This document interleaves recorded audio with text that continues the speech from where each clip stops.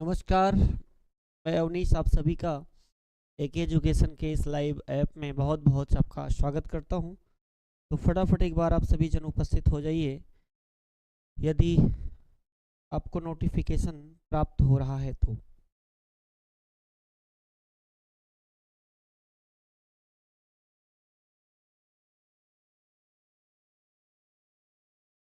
चलें, हम लोग कारक पढ़ रहे हैं और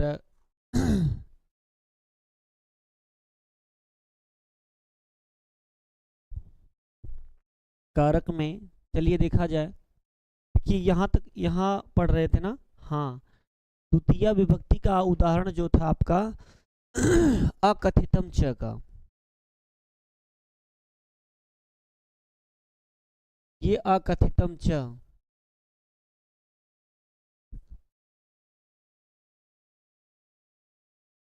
अकथितम च यही हम लोग पढ़ रहे थे, इसके उदाहरण देख रहे थे। अकथितम च का काम आप जान गए होंगे क्या करता है। गौड़ कर्म में द्वितीय विभक्ति करता है। गौड़ कर्म में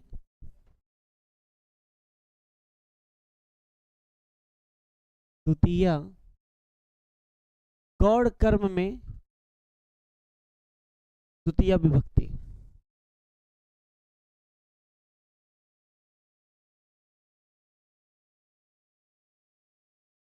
ऐसा ना लिखिए गौड़ कर्म की कर्म संज्ञा करता है, ऐसा लिख लीजिए गौड़ कर्म की कर्म संज्ञा करता है। जब कर्म संज्ञा हो जाएगा तो द्वितीय विभक्त हो ही जाएगी। गौड़ कर्म की कर्म संज्ञा करता है। गौड़ कर्मी की कर्म संज्ञा कर देता है। ठीक है। अब जैसे आपने एक देखा था माड़वकम पंथानम पृक्षत, यह भी हो गया था। वृक्षम और चिनोति फलानी, वृक्ष से फल चुनता, यह भी हो गया था।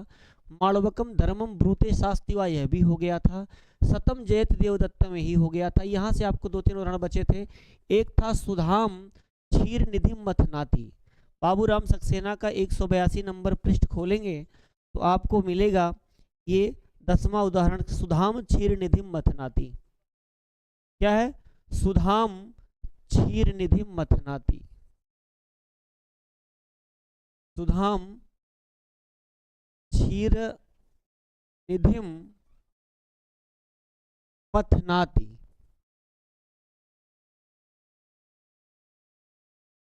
अमृत के लिए सागर को मथता है। अमृत के लिए सागर को मथता है। किसके लिए मथता है? अमृत के लिए ना। तो यहाँ पर देखिए सुधाम क्षीर निधिम, यहाँ पर कहाँ पर द्वितीय हुई है? अगर आपसे ये पूछा जाए कि यहाँ पर मुख्य कर्म कौन सा है, तो पहली बात देखिए मथनाती में कौन सी धातु का प्रयोग हुआ? मथ धातु का प्रयोग। आप जब को पढ़ाए थे दुह याच पच दंड रुद्ध प्रक्ष ची ब्रू सास जी मथ मुस, मथ शब्द का प्रयोग हुआ, मथ धातु का प्रयोग भी हो गया। और इसमें यह चीज पूछेगा मथ धातु का प्रयोग है। सुधाम का अर्थ क्या होता है? सुधा माने अमृत। अमृत, अमृत क्षीर निधि मतलब, क्षीर निधि माने क्षीर माने सागर। तो क्षीर निधि को मथता है। क्यों मथता है भैया? सुधाम के लिए। अब इसमें मुख्य कर्म क्या है? बाबूराम सक्सेना के अकॉर्डिंग तो उन्होंने ये मुख्य बताया कि सुधाम क्षीर निधि मथनाती यहां पर क्षीर निधि को मुख्य कर्म माना है। मुख्य कर्म इसको मान लिया और सुधाम को जो है ये गौड़ कर्म मान लिया। क्या आपको उस उदाहरण में यह बात अच्छी लगती है कि क्षीर निधिम को मुख्य कर्म माना?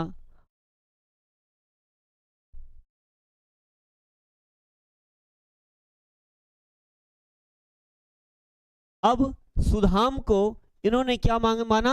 मुख्य कर्म न मान करके गौड़ कर्म मान लिया। भाई सुधा के लिए, अमृत के लिए तो क्षीर निधि को मथेगा। भाई जब देवता और असुर मिलकर के अमृत का मंथन किए थे उसका समुद्र का, तो समुद्र मंथन में पकड़ करके वो एक तरफ से असुर एक तरफ से देवता पकड़ के मथे तो बहुत सारे रत्न निकले। तो बात वही है, सुधाम क्षीर निधि मथनाति। अब बात यहाँ ये है कि इसके लिए तो अमृत के लिए होना चाहिए था, मुख्य कर्म ये होना चाहिए था, बाकी गौड़ कर्म ये होना चाहिए था। समीचीन मतलब अच्छा तो यही है ना। यहाँ पर अगर सही बात करें तो इप्सित कर्म कौन सा है? जो इप्सित कर्म होना चाहिए था वो सुधाम होना चाहिए, ये इप्सित कर्म होना चाहिए था। इप्सित कर्म है तो कर्तुरीप्सितमम कर्म से इसकी कर्म संज्ञा हो जाती और कर्मण द्वितीया से द्वितीय विभक्ति हो जाती, और क्षीर निधम की अकथितम च से कर्म संज्ञा हो जाती, कर्मण द्वितीया से द्वितीय विभक्ति हो जाती। सुधाम क्षीर निधि मथनाति। फिलहाल इतना आप जानते रहिए कि सुधाम में भी द्वितीय विभक्ति लगी है और क्षीर निधि में भी द्वितीय विभक्ति लगी है। ठीक है, चलिए ऐसा ही जो उचित ही होता है कि भाई वही है आपका, दोनों की में द्वितीय विभक्ति लगी है।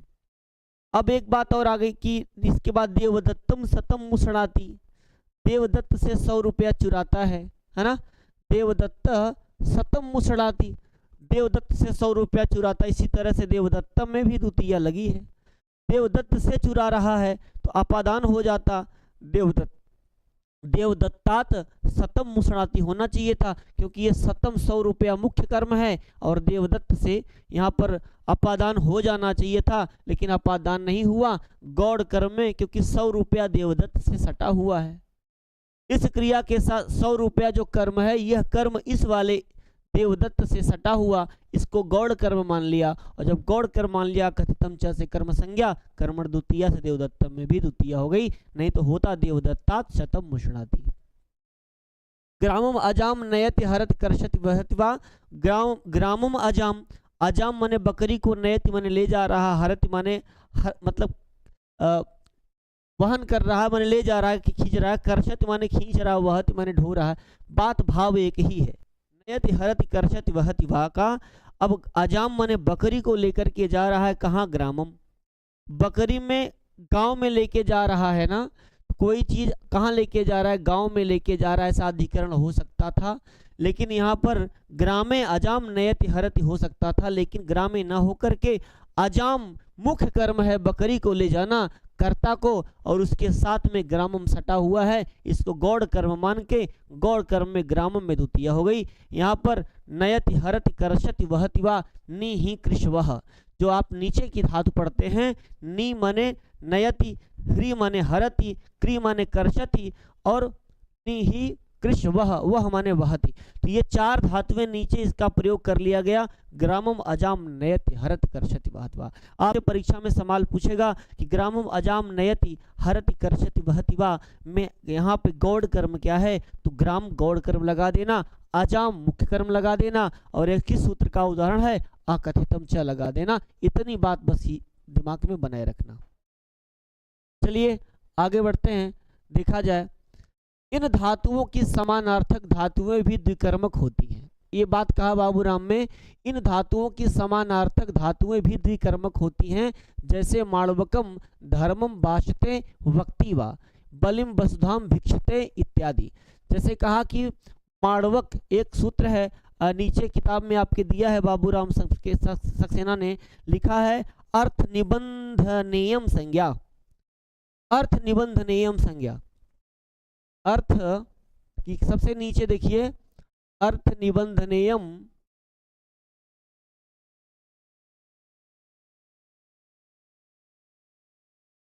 अर्थ निबंधनेयम संज्ञा लिखा है ना। किताब खोलिए, नीचे देखिए, वहां लिखा है। उसके बाद इसका मतलब है कि कर्म संज्ञा का विधान धातुओं के अर्थ के ऊपर आधारित है।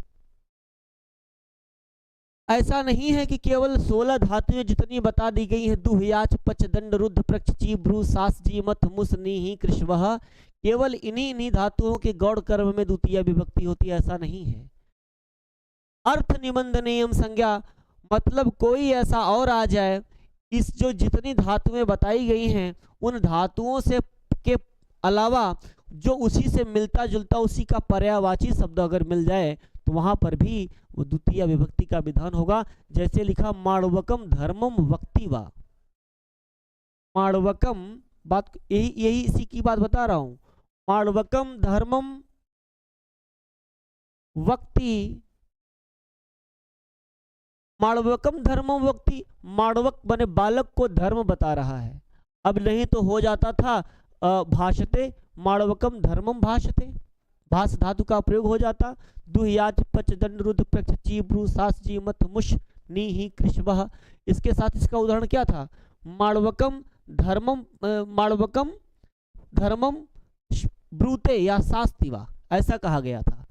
माणवकम धर्मम ब्रूते कहा गया था, ब्रूते या शास्ति कहा गया था। वाक्य में पहले यही कहा उदाहरण में कि माणवकम धर्मम ब्रूते या शास्तिवा, बालक को धर्म बताता है कहना, ब्रूते का अर्थ कहना, शास्ति का उपदेश देना। अब यही सी का पर्याय शब्द वक्ति मिल गया, वच धातु है कहने के लिए, तो क्या इसमें फिर ये प्रयोग नहीं कर सकते? क्या इसका प्रयोग कर देंगे तो द्वितीय नहीं होगी? बोले हो जाएगी। यही बात आपसे बताना चाहता था। अगर जैसे ब्रूते से मिलता जुलता कोई शब्द और मिल गया तो आप ये नहीं कहना कि सर 16 धातुओं में ही तो केवल गौड़कर में द्वितीय विभक्ति करता कथितम च नहीं, यह अर्थ निबंधनीयम संज्ञा के साथ साथ कोई पर्यायवाची शब्द यदि और मिल जाए तो भी हो जाए। जैसे और आगे उदाहरण लिखा कि बलिम वसुधाम भिक्षते, अगर भिक्षते का प्रयोग करेंगे 16 धातुओं के अतिरिक्त कोई ऐसा शब्द जो इसी से मिलता जुलता पर्यायवाची लगा देंगे तो क्या तब नहीं होगा? तब भी हो जाएगा। बस यही याद रखना, तब भी हो जाएगा। बस इससे मिलता जुलता कोई शब्द होना चाहिए, इसके अतिरिक्त भी। बात समझ में आ गई होगी। अब वही बात यही सब कहा उन्होंने, ऊपर कही हुई दुह्या धातुओं के प्रधान कर्म से जिसका संबंध होता है वे अकथित अर्थात अप्रधान या गौड़ कर्म कहे जाते हैं। जैसे दुह का प्रधान कर्म है दूध, दूध से संबंध रखने वाली है गाय, गाय का कथित अथवा प्रधान कर्म है। इस प्रकार अवरुद्धि का प्रधान कर्म गाय है, गाय से संबंध रखने वाला बाड़ा है जिसमें गाय को बांधी जाती है, तो बाड़ा अकथित कर्म है, मतलब वक्ता नहीं कहना चाहता। कर्मण द्वितीय सूत्र के अनुसार इस अकथित कर्म से द्वितीय विभक्ति हो गई। पयः वसुधाम ओदनम इसलिए प्रधान कर्म कहे जाते हैं क्योंकि वे कर्ता के इष्टतमम हैं।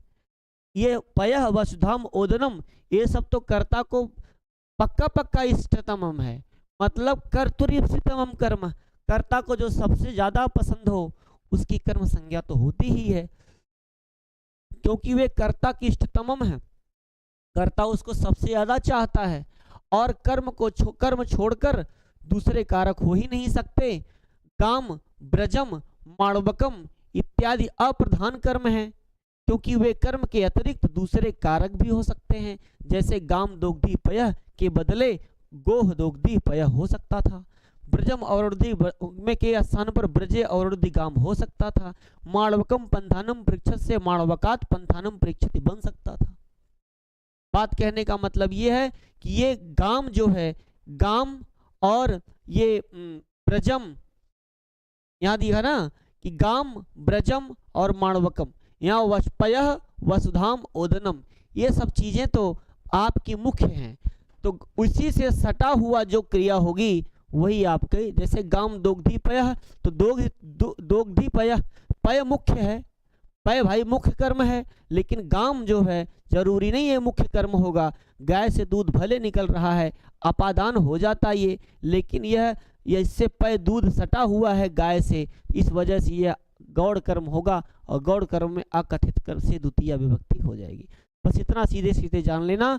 अकथितम च गौड़ कर्म में द्वितीय, गौड़ कर्म में की कर्म संज्ञा कर देता है और कर्मण द्वितीय से द्वितीय विभक्ति हो जाती है। एक बात।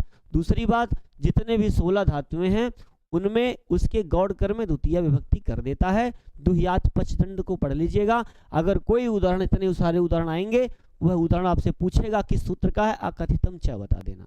और बहुत पूछ सकता है, तो ये पूछ सकता है कि कौन सा गौड़ है कौन सा मुख्य कर्म है। तो जितने हर उदाहरण में हमने बताए हैं कौन सा मुख्य कर्म है कौन सा गौड़ कर्म है, इस बात को भी ध्यान रखना।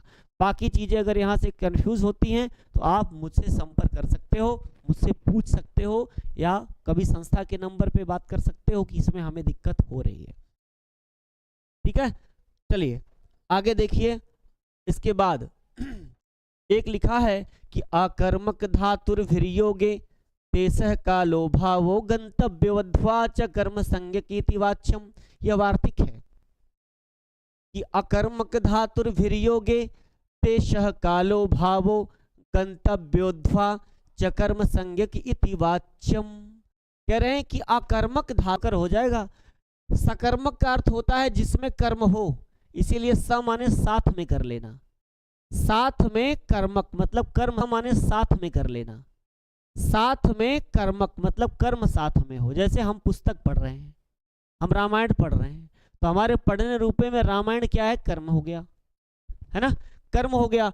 अब अकर्मक, कर्मक के आगे, कर्म के आगे अ जोड़ दोगे, अकर्म है जिसमें कोई कर्म नहीं हो। जैसे वह सोता है, वह गाता है, वह जाता है, ये सब नहीं पता है कहाँ जा रहा है, उसमें कर्म नहीं है, ठीक है। वह खेलता है, क्या खेल रहा नहीं पता।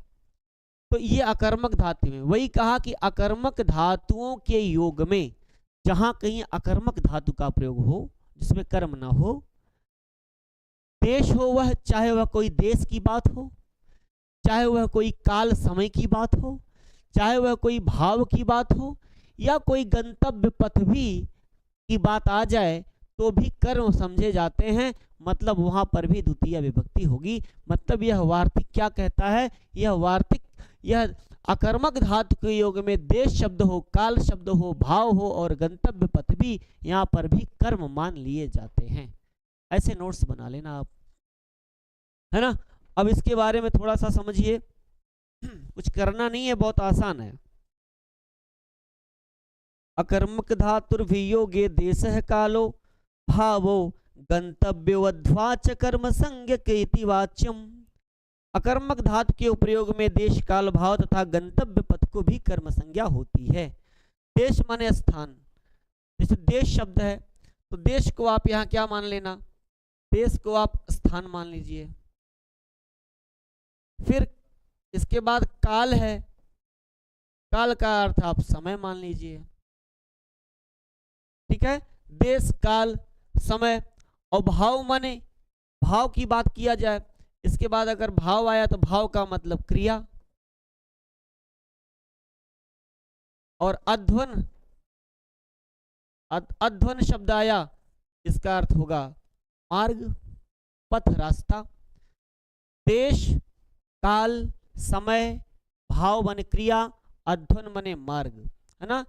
और ये अकर्मक धातु के, इसके साथ में प्लस जोड़ लेना कि अकर्मक धातु में जब अकर्मक धातु का प्रयोग हो तो ये शब्द जहां जहां हो वहां पर भी कर्म हो जाएगा, द्वितीय विभक्ति लगेगी। जैसे उदाहरण दिया,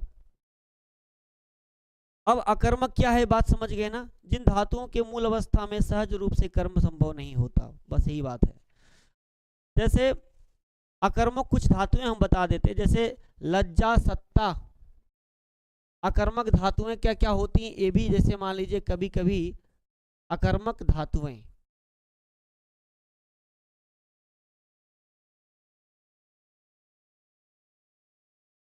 जैसे लज्जा, सत्ता, रुकना, जागरण। लज्जा, सत्ता, रुकना, जागरण, शयन, सोना। लज्जा, सत्ता, जागरण, शयन और क्रीड़ा, रुचि। ऐसी धातु हो, क्रीड़ा हो,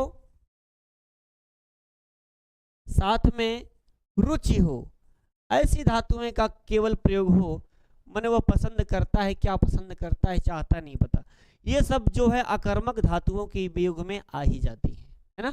बात समझ में आ गई। अब इसका धातु का प्रयोग देखेंगे, जहां पर जैसे मान लीजिए राम पुस्तक को पढ़ता है तो पुस्तक कर्म है, पढ़ना सकर्मक है। और जैसे हम कहें बिस्तर को सोता है, तो यहाँ बिस्तर को सोता है तो बिस्तर को सो थोड़ी सोता है, सोता है ना। बात समझ में आ गई, वही चीजें हैं। अब देखिए यहाँ पर लिखा है, उदाहरण दिया कि उदाहरण दिया है कि कुरून स्वपिति, कुरून स्वपिति कुरु देश में सोता है। कुरून शब्द जो है देश व्यंजक है। कुरून शब्द क्या है? कुरु देश में सोता है। इसको समझ लीजिए, बहुत कठिन नहीं है। क्या लिखा है, कुरून कुरून स्वपिति।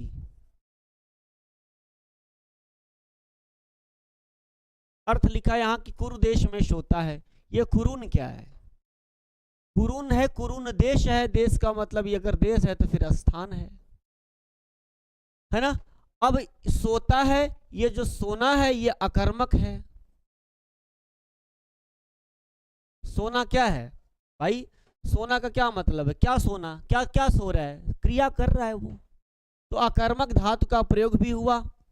और कुरून है, तो कुरून में कौन सी विभक्ति लगी है, द्वितीया, द्वितीया का बहुवचन, कुरु देश में सोता है, तो यहाँ पर द्वितीया विभक्ति क्यों लग गई, क्योंकि भाई इसके साथ में शुपथ सोना अकर्मक धातु का है, और जहां पर देश काल भाव और गंतव्य आ जाएं वहां पर भी उसको द्वितीया मान लिया है ना। अर्थ, अच्छा ये नीचे की जो लाइन लिखी है वो तो वही बात लिखी है कि अर्थ निबंध नियम संज्ञा, उसकी बात है। कुरून सोपति सोता है। अब इसीलिए आपको यहाँ पर कुरून में द्वितीया विभक्ति लगी, याद रखना। कुरून सोपति में द्वितीया विभक्ति कैसे लगी है, तो आप कहोगे कि अकर्मक धातुर वीर्योगे देशः कालो भावो गंतव्य अध्वाच कर्म संज्ञक इति वाच्यम। इस वार्तिक से यहाँ पर कुरून में इसकी कर्म संज्ञा हो गई, कर्मण द्वितीया से द्वितीया विभक्ति हो गई। बात समझ में आ गई। कुरून सोपति माने कुरु देश में सोता है, कोई आदमी है गया कुरु देश में सो रहा है, वह स्थान हो गया उसका जहां वह सो रहा है, और क्या सो रहा है ये नहीं पता, अकर्मक है, द्वितीय विभक्ति लग गई।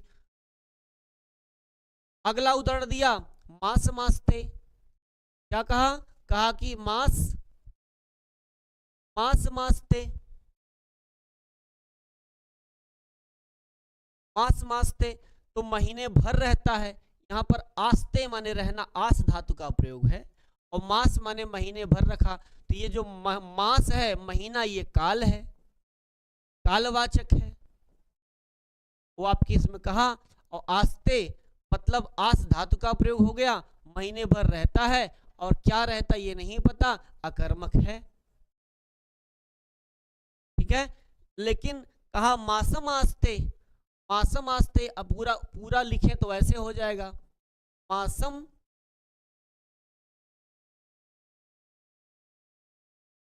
मासम आस्ते,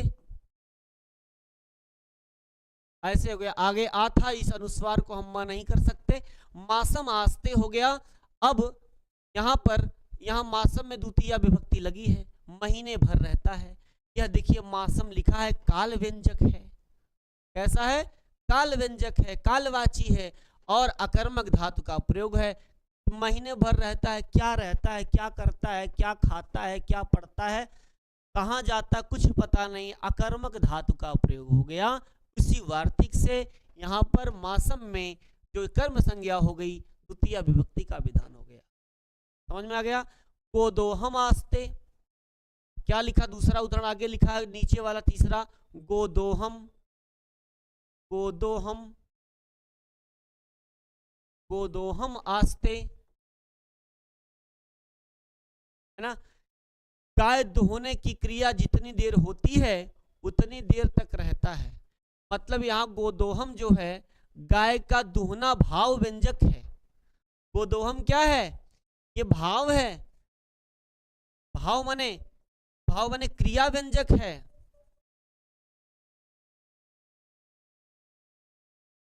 ये क्रिया व्यंजक है। गोदोहम आस्ते का मतलब वही है कि रुकना, ठहरना। कब तक ठहरना, जब तक गाय दूही जाती है। कोई ग्वाला है, गया था दूध लेने, और जैसे कोई ग्वाला के घर कोई गया दूध लेने सुबह सुबह, अब वो बैठा है लेकर के अपना वो जिसमें दूध उसको पात्र में लेना है। अब जब तक बैठा रहेगा जब तक गाय वो ग्वाला दूध नहीं देता। जब ग्वाला जो है गाय को दूध निकाल लेगा और उसको दे देगा तो वो चला जाएगा। मतलब ये दोहन की क्रिया जब तक नहीं होती तब तक वह रुका रहता है। तो दोहन की क्रिया क्या है, ये भाव क्रिया व्यंजक है। गाय का दुहना क्रिया ही तो है, तो क्रिया व्यंजक, और आस्ते अकर्मक है। गाय के दोहने तक की क्रिया जितनी देर होती उतना देर रुकता है। इसलिए यहाँ पर गोदोहम में अकर्मक धातु वियोगे देश कालो भाव गंतव्य, इससे वार्तिक से आपका इसकी कर्म संज्ञा होगी, द्वितीय विभक्ति लग गया गोदोहम में। बस यही याद रखना कि यह किस वार्तिक से हुआ है, इतनी बात उदाहरण रख लेना। मास मास्ते गोदोहम आस्ते। इसके बाद एक उदाहरण है, लिखते क्रोशम आस्ते, कोश भर में रहता है। किसमें रहता है, यहां देख लेना। तीसरा उदाहरण है कि क्रोशम आस्ते, क्रोशम आस्ते, क्रोशम, क्रोशम आस्ते, क्रोशम आस्ते मतलब कोश भर में रहता है, कोश भर में रहता है। अब यहाँ जो क्रोश है यह दूरी है, मतलब मार्ग, मार्गवाची, मार्गवाची है, मार्गवाची है कि नहीं। अब अकर्मक धातुर्वियोगे देश कालो भावो अगंतव्या, अध्वन है ना, अध्वन माने मार्ग, तो मार्गवाची क्रोशम है। अवास्ते का मतलब क्रोश भर में रहता है। भाई एक कोश मतलब 3 किलोमीटर, 3 किलोमीटर भर में रह रहा है। ऐसा कुछ कोई कर्म नहीं, रहना क्रिया है, अकर्मक का प्रयोग है। और अकर्मक का प्रयोग हो गया, क्रोशम में द्वितीया लगी है, उसी वार्तिक से लग गई क्रोशम आस्ते। बस आप इतना समझ लेना। यहाँ आपसे सवाल बहुत डीपली पूछेगा, तो क्रोशम पूछेगा, क्रोशम आस्ते, क्रोशम क्या है, तो आप कहोगे मार्गवाची या मार्ग व्यंजक है। गोदोहम आस्ते, गोदोहम क्या है, तो आप कहोगे भाव व्यंजक है। मासम आस्ते महीने भर रहता है, तो मास क्या है, महीना जो शब्द है ये काल व्यंजक है ना। तो ये चीजें आपको नोट कर लेनी चाहिए, कौन सा व्यंजक है, कौन सा है। इस प्रकार से सवाल डीपली घुस के पूछेगा, कारक में तो ऐसे पूछेगा। बाकी नॉर्मली की प्रक्रिया ये है कि क्रोशम आस्ते, इस किस यहाँ क्रोशम में द्वितीया किस वार्तिक से हुई, तो लिख देगा नीचे अकर्मक धातुर्वियोगे देशः कालो भावो, है ना, उसी पे आप लगा देना, उसी की कर्म संज्ञा हो जाएगी। यह अकर्मक में देश काल भाव गंतव्य ऐसे मार्ग और भाव माने क्रिया के साथ में यहाँ पर भी इसकी कर्म संज्ञा हो जाएगी, ऐसा बाबूराम सक्सेना ने बताया। बात समझ में आ रही है ना। क्रोशम आस्ते ऐसे बता रहे हैं कि जबकि वहां पर गोदोहम आस्ते गाय दुहने तक रुकता है, तो भाई गाय दुहने तक रुकता है तो वहां पर मान लीजिए प्रयोग हो सकता था, जैसे क्रोशम आस्ते है, गोदोहे आस्ते हो सकता था, गोदोहे आस्ते हो सकता था गोदोहम आस्ते का, क्रोशम आस्ते का क्रोशे आस्ते बन सकता था, लेकिन नहीं हुआ, क्योंकि भाई महीने भर रहता था क्रोशे आस्ते। जैसे हम कह दें कि क्रोशम आस्ते और कह दें क्रोशे आस्ते,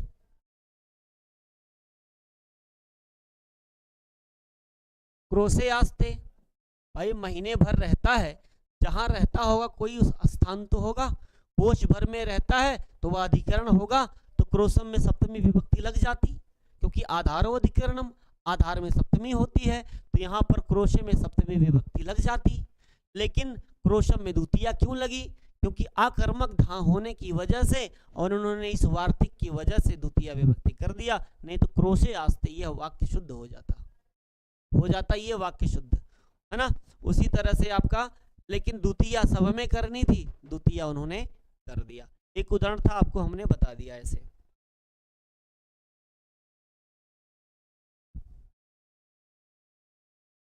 चलिए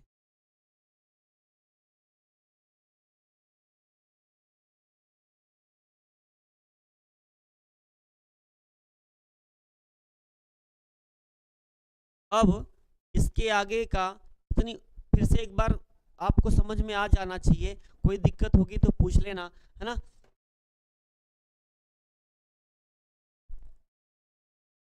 ये वार्तिक जरूर याद रख लेना कि अकर्मक धातुर्वियोगे देशः कालो भावो गंतव्य अध्वा च कर्म संज्ञक इति वाच्यम। इति वाच्यम माने ऐसा कहना चाहिए, वार्तिक है, क्या कहना चाहिए, बोले अकर्मक धातुओं के योग में देश शब्द का हो, काल हो, भाव हो, गंतव्य पथ भी कर्म माने जाते हैं। कुरून स्वपति कुरुदेश में सोता है। इसके बाद दूसरा उदाहरण है कि मास मास्ते महीने भर रहता है, मासम काल व्यंजक है, इसलिए यहाँ पर अकर्मक धातु का प्रयोग हुआ और मासम का भी काल व्यंजक हुआ, तो वाशम में द्वितीया लग गई। गोदोहम आस्ते गाय दुहने की क्रिया तक रुकता है, गोदोहम भाव व्यंजक है, जब तक गाय का दुहना एक क्रिया है, और आस्ते यहाँ पर जो हुआ वह अकर्मक है, गोदोहम में द्वितीया विभक्ति हुई। क्रोशोहम क्रोशम आस्ते कोष भर में रहता है। क्रोशम जो है मार्ग व्यंजक है और इसके साथ में आस्ते जो है क्रोश भर में रहता है, तो अधिकरण न हुआ। अकर्मक के प्रयोग के साथ में क्रोश मने शब्द आया तो इस वार्तिक से यहाँ क्रोशम में द्वितीया हो गई। ठीक है, कर ले जाना। अब चलिए आगे देखते हैं। अगला सूत्र आप पढ़िए, बहुत स्लोली पढ़ेंगे तो बहुत देर हो जाएगी। फिलहाल अगर आप समझ जाते, जैसे आप कह देते हमें समझ में आ रहा है, तो बात हम आगे बढ़ जाते। अगला उदाहरण लिखा है यहाँ नीचे सूत्र लिखा, अधिसिंह अस्था साम कर्म। अधिसिंह अस्था साम कर्म।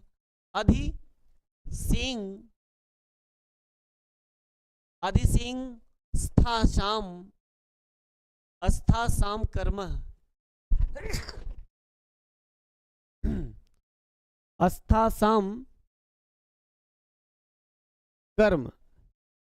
अधिसिंह अस्था साम कर्म 1446। अधिसिंह अस्था साम कर्म क्या कहता है? कहता है जब सी स्था तथा आस धातुओं के पूर्व यदि अधि उपसर्ग लगा हो तो इन क्रियाओं का आधार कर्म कहलाता है। अर्थात जिस स्थान पर इन धातुओं की क्रियाएं होती हैं वह कर्म होगा। बात समझ में आ गई? सी अस्था तथा आसु, यहां लिख लीजिए सी स्था और आस। सी अस्था और आस। सी अधि सिंह अस्था साम कर्म। अधि को छोड़ दीजिए, अभी सिंह मतलब सी और सिंह और अस्था साम। अस्था और आसाम यहां लिखा है, सिंह अस्था आसाम लिखा है, तो सी हो गया, अस्था हो गया और आश हो गई। आगे लिखा है अधि, तो कहा कि इनके पूर्व में, तो देखें इनके पूर्व में क्या लगा हो? इनके पूर्व में अधि उपसर्ग लगा हो। डायग्राम बना लेना। इनके उपसर्ग में अधि उपसर्ग लगा हो। अधि क्या है? अधि ये उपसर्ग है। इनके अधि उपसर्ग लगा हो तो इन क्रियाओं का आधार कर्म कहलाएगा। मतलब जो यहाँ पर क्रियाएं होंगी उसका जो बेस होगा, उसका जो आधार होगा वह कर्म कहलाएगा। आधार में सप्तमी होती है लेकिन यहाँ सप्तमी नहीं होगी। आधारोधिकरणम, आधार में सप्तमी होती है भाई, आप पढ़ के आए हो। लेकिन यहाँ पर सी अस्था और आस इन धातुओं के पहले अगर अधि उपसर्ग लग गया है तो फिर उसका आधार जो होगा वह आधार कर्म अधिकरण न होकर के कर्म संज्ञक हो जाएगा। मतलब वहां भी द्वितीया विभक्ति होगी। जैसे इसका उदाहरण बताया कि चंद्रापीड मुक्ता शिलाम पट्टम अधिशिष्ये। चंद्रापीड मुक्त शिला की पटरी पर लेट गया। क्या लिखा है? चंद्रापीड। उदाहरण क्या दिया?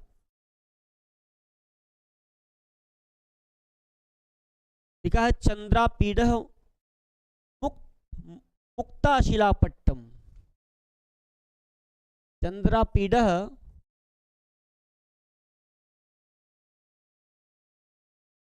मुक्ता शिला पट्टम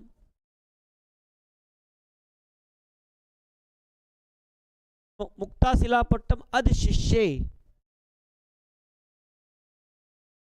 अधिशिष्ये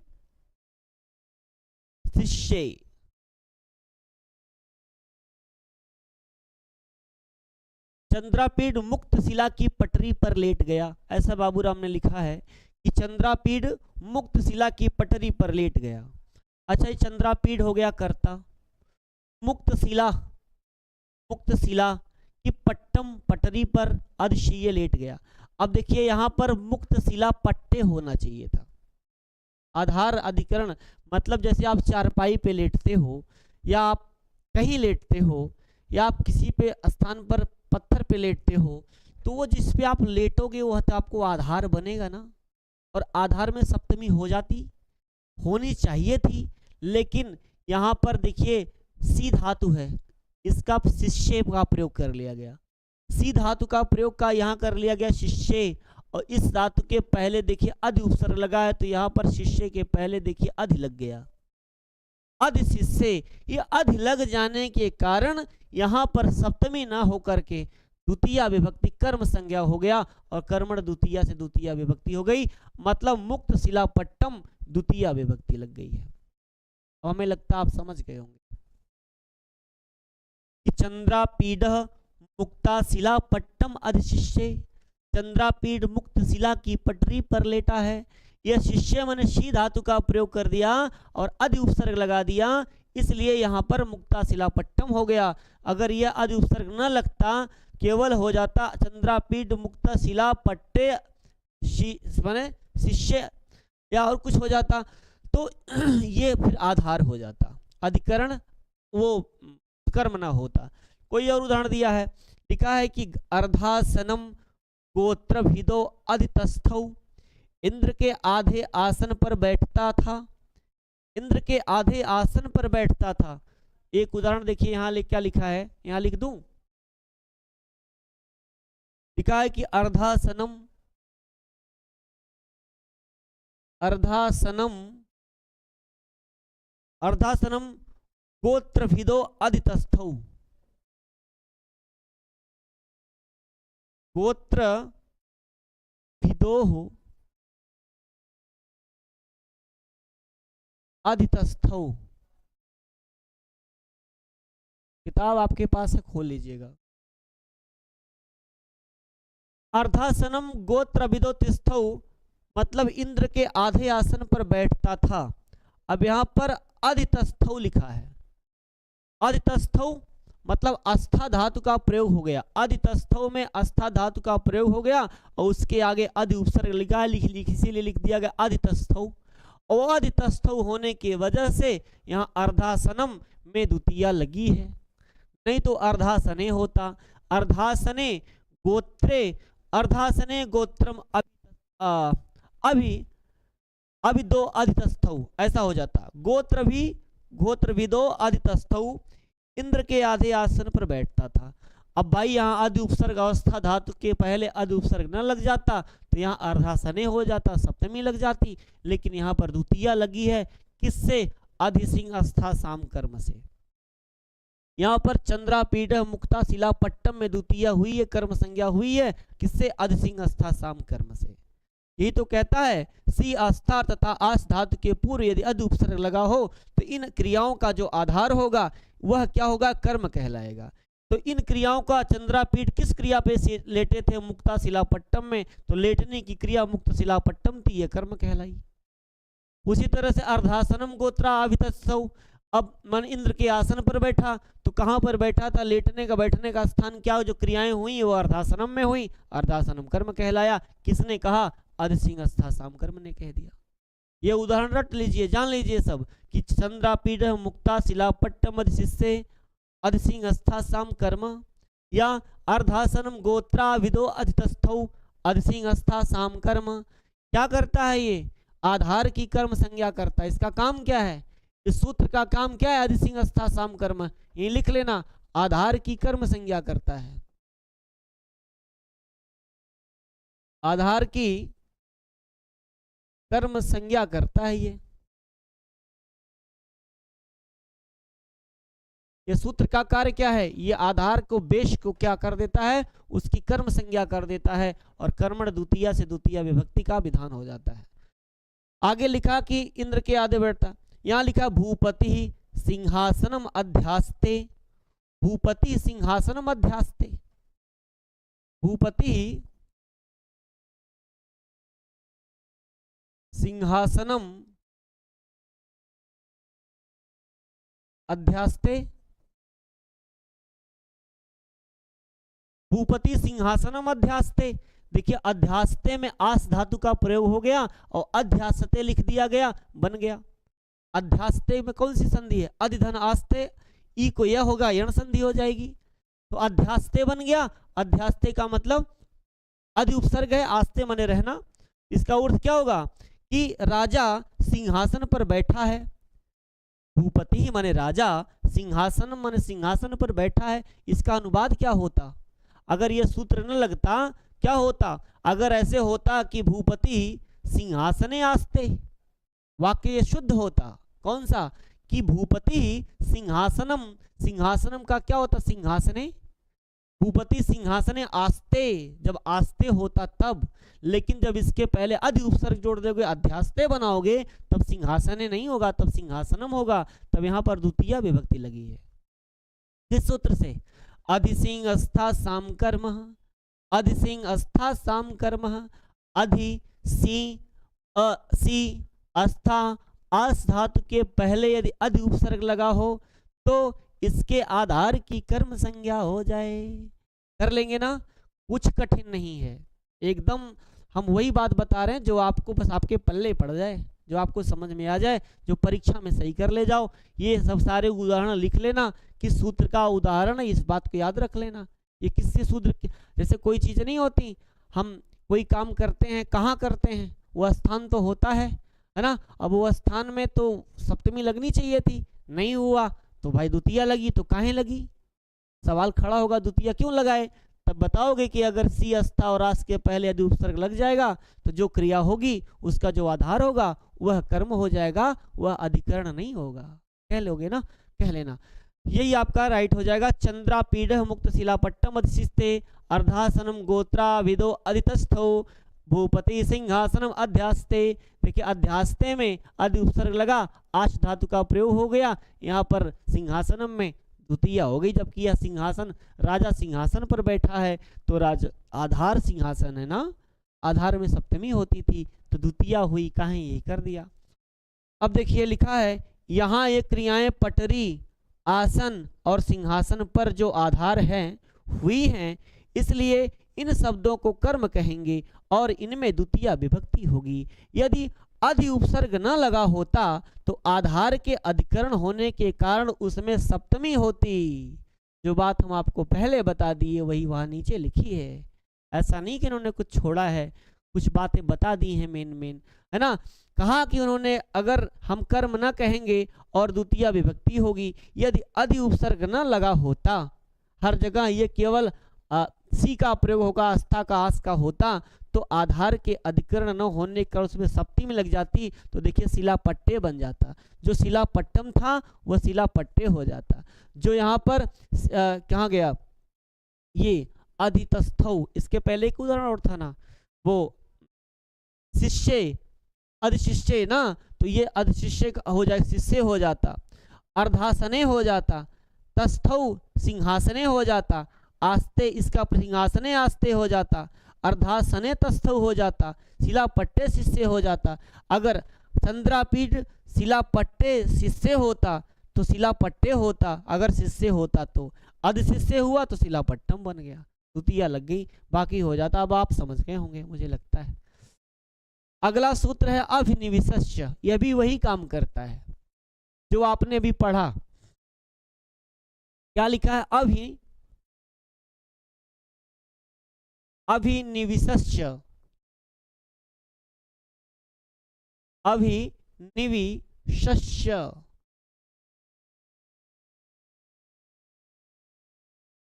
अभिनिविशस्य, अभिनिविशस्य। यह अभिनिविशस्य क्या करता है? इसका काम क्या है भैया? ये कह रहे हैं बाबूराम सक्सेना कि अभि तथा नि उपसर्ग जब एक साथ विश धातु के पहले आते हैं तो विश का आधार कर्म कारक होता है। अभि तथा नि उपसर्ग जब एक साथ विश धातु के पहले आते हैं, जैसे मान लीजिए ये विश धातु है, ये विश धातु के पहले क्या आएगा? अभि और नि उपसर्ग पूर्वक। इसके पहले क्या आ जाए? अभि और नि उपसर्ग पूर्वक, अभि और नि। विश धातु के पूर्व ये उपसर्ग हैं, ये पूर्व में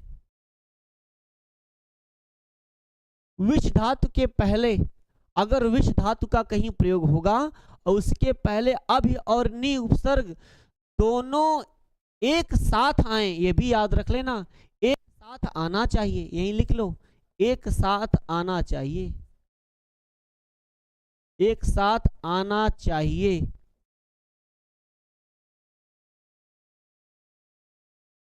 मेन मेन बातें नोट कर लो।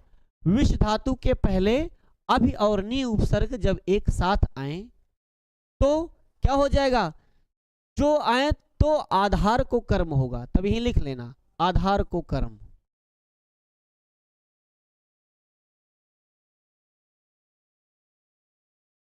कर्म होगा, बस बना लो ऐसे। विष धातु के पहले अभि और नि उपसर्ग जब आ जाए, एक साथ आ जाए, तो आधार को फिर कर्म हो जाएगा। बस छोटा सा सिंपल सा डायग्राम आपका काम कर जाएगा। विष धातु के पहले अभि और नि उपसर्ग जब एक साथ आए तो आधार को कर्म हो जाएगा, मतलब आधार फिर सप्तमी ना होगी, फिर द्वितीया हो जाएगी। अब जैसे उदाहरण कहा कि सन्मार्गम अभिनिविशते, वह अच्छे मार्ग का अनुसरण करता है। क्या कहा, कहा सन्मार्गम अभिनिविशते, सन्मार्गम, सन्मार्गम अभिनिविशते, अभि, अभि और अभिनिविशते। किताब आपके पास है, किताब जरूर लेके बैठा करें। सन्मार्गम अभिनिविशते, देखिए यहां पर अभि उपसर्ग आया और नी उपसर्ग आया, अभि नहीं आया, और यहां पर विशते लिखा है। विशते में कौन सी धातु बताएगा कोई, विशते में विष धातु है। विशते में विष धातु के पहले अभि और नि उपसर्ग आया कि नहीं, विष धातु के पहले अभि और नि उपसर्ग हो जब एक साथ हो, अभि और नि उपसर्ग दोनों एक साथ आया कि नहीं आया, आया है, तब क्या होगा, आधार को कर्म हो जाएगा। तो सन्मार्गम यहां पर सन्मार्गे होना चाहिए था, मतलब कहा कि वह अच्छे मार्ग का अनुसरण करता है। कोई मार्ग है अच्छा है जीवन का, उस अच्छे मार्ग का अनुसरण करता है। अनुसरण करने का मतलब क्या होता है भाई, उस मार्ग पे चल रहा है, अच्छे मार्ग का अनुसरण कर रहा है, तो जिस मार्ग पर चलेगा उसमें तो सप्तमी होगी ना, सन्मार्गे। अच्छा, अगर ऐसा होता कि हम लिखते यहां पर सन्मार्गे अभिविशते, अगर हम यहां नी हटा देते तो लिखते अभिविशते, तब यहां क्या होता, तब सन्मार्गम नहीं होता, तब सन्मार्गे हो जाता, सन्मार्गे अभिविशते। अच्छा, अगर हम अभी हटा दें तो क्या होगा, निविशते, तब क्या होगा, सन्मार्गम निविशते नहीं, तब भी सन्मार्गे निविशते होगा। लेकिन जब अभि और ये अभि और नी दोनों साथ में विष धातु के पहले लगा दें तो इसका जो आधार है, ये सन्मार्गम आधार है, ये आधार है, और इस आधार को कर्म हो गया। तो इसलिए जब कर्म होगा तो कर्म में द्वितीया हो गई, इसकी कर्म संज्ञा हो गई मार्ग की, कर्मण द्वितीया से द्वितीया विभक्ति लग गई। कर ले जाओगे, कोई दिक्कत नहीं होगा। उसने क्या कहा था पीछे वाले सूत्र ने, अधिसिंग अस्था साम कर्म, अधिसिंग अस्था साम कर्म, अधि सी और अस्था, अधिसिंग अस्था आस धातु के पहले यदि अधि उपसर्ग लग जाए तो आधार की कर्म संज्ञा होती। ये क्या कहा, ये कहा कि विष धातु के पहले अभि और नि उपसर्ग लग जाए तो आधार की कर्म संज्ञा। इस सूत्र में कहा गया अभिनिविशश्च, अभि उपसर्ग है, नि उपसर्ग है, विष है, और आगे कहा च,